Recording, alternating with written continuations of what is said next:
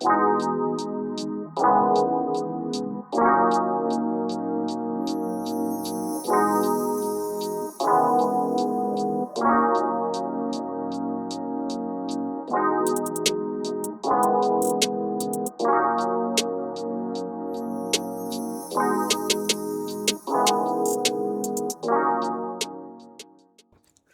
Everyone, आज के इस वीडियो में मैं बात करूंगा अपने फ़िश कीपिंग हॉबी के एक्सपीरियंस में मिली सबसे पीसफुल फिशेस के बारे में।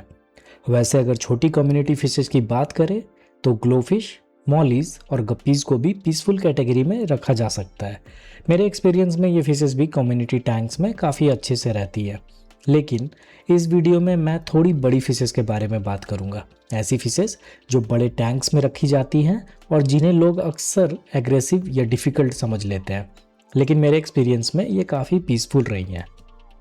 तो इसी सर्च में मैं ले आया सिल्वर डॉलर और मिल्की कोई फिश को। इन्हें जब मैं अपने टैंक में लाया था तब मेरे टैंक में ऑलरेडी एंजल फिश और सिल्वरम फिश काफ़ी बड़े साइज के मौजूद थे। जैसा कि आप देख सकते हैं, सिल्वर डॉलर का साइज कुछ 2 से 2.5 इंच रहा होगा, पर मिल्की कोई ये थोड़े बड़े साइज के थे और एंजल और सिल्वरम करीबन 4 से 5 इंच के रहे होंगे। अब मेरा कंसर्न बस यही था कि ये सारे फिश एक दूसरे के साथ कैसे रहेंगे। वैसे इस टैंक में इन सब के अलावा 2 प्लेको फिश भी थे। पहले मैं अपने इस 4 फीट के टैंक में सिर्फ कुछ एंजल फिश ही रखता था, लेकिन फिर मैंने इसे एक कम्युनिटी टैंक में कन्वर्ट करने का सोचा। वैसे इससे पहले मैं ऑस्कर फिश और ब्लड पैरट फिश के साथ एक्सपीरियंस कर चुका था और मेरी नज़र में ये दोनों बिल्कुल भी लो मेंटेनेंस फिशेस नहीं है।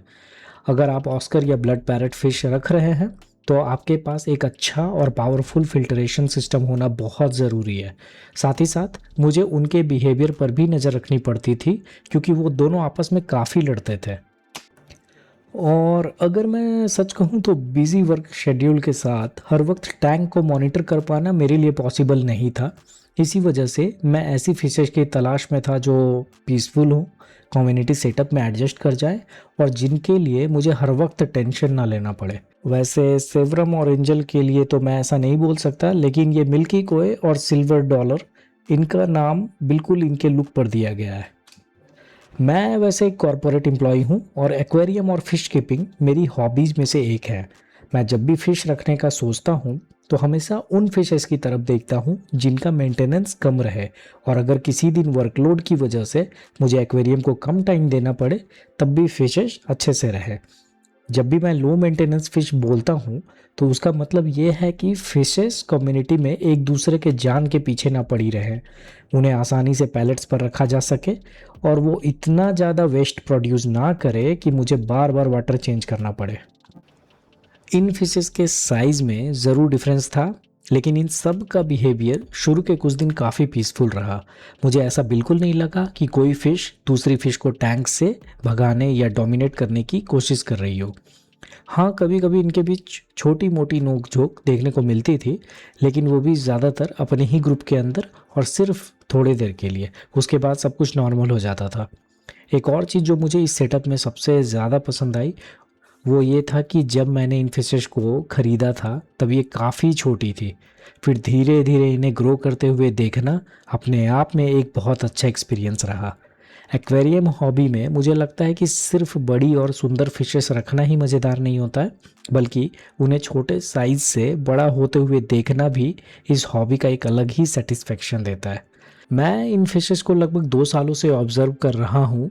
जब ये छोटी थी तब मैं इन्हें ज़्यादातर पैलेट्स ही खिलाता था, लेकिन जैसे जैसे ये बड़ी होती गई मैंने पैलेट्स के साथ साथ इन्हें लार्वा भी देना शुरू कर दिया।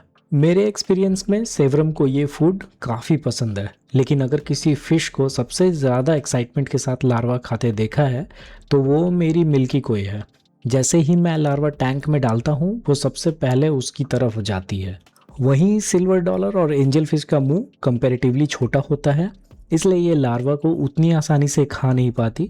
इनके लिए पैलेट्स ही प्राइमरी फूड बना रहता है और फीडिंग टाइम पर भी मैं इन्हें ज़्यादातर पैलेट्स के लिए ही वेट करता देखता हूँ। अगर आप वीडियो के शुरुआत में इन फिशेस का साइज़ देखें और अब इनका करंट साइज़ देखें तो आप क्लियरली नोटिस कर सकते हैं कि ये काफ़ी बड़े हो चुके हैं। एक और चीज़ जो मैंने इन सालों में नोटिस की है वो ये है कि सिल्वर डॉलर फिश हमेशा ग्रुप में ही रहना पसंद करते हैं। ज़्यादातर समय आप इन्हें एक साथ ही स्विमिंग करते हुए देखेंगे। कुछ हद तक तो कोई सेवरम और एंजल फिश के साथ भी ऐसा ही है। भले ये स्कूलिंग फिश ना हो, लेकिन मेरे टैंक में ये अक्सर एक दूसरे की प्रेजेंस के साथ ही कंफर्टेबल नज़र आते हैं। तो ये था मेरा एक्सपीरियंस उन फिशेस के साथ जिन्हें मैं अपने एक्वेरियम हॉबी में सबसे पीसफुल फिशेस मानता हूँ। हो सकता है आपका एक्सपीरियंस इनसे थोड़ा अलग रहा हो, क्योंकि हर टैंक का सेटअप, टैंक साइज और फिशेस का बिहेवियर थोड़ा बहुत अलग हो सकता है। लेकिन मेरे टैंक में इन फिशेस ने मुझे एक स्ट्रेस फ्री कम्युनिटी टैंक का एक्सपीरियंस दिया। अगर आपके पास भी कोई ऐसी फ़िश जिसे आप पीसफुल कम्युनिटी फ़िश मानते हैं तो कमेंट सेक्शन में ज़रूर बताएं। मैं भी आपके एक्सपीरियंसेस के बारे में जानना चाहूँगा।